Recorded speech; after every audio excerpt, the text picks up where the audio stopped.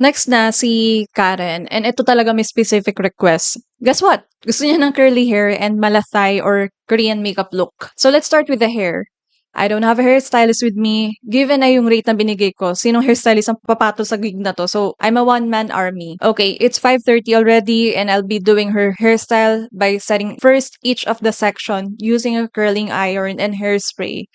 And after that, I have to do her makeup. In short, it did not end well for us because the makeup is not finished, but the hair, of course, it was. And I apologized to her multiple times after that, which she said it's fine. Oh, heads up pala, manipis ang dapat ang blush on niya, pero gusto niya pakapalan na lang daw, na abot hanggang nose.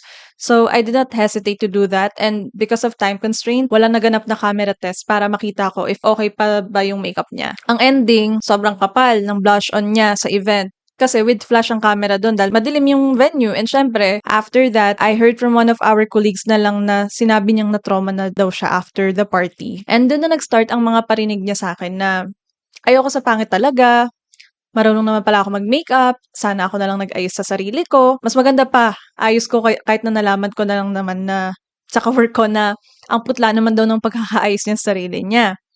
At mas lalo pa siyang pumangit and marami pa siyang parinig na in-ignore ko na lang.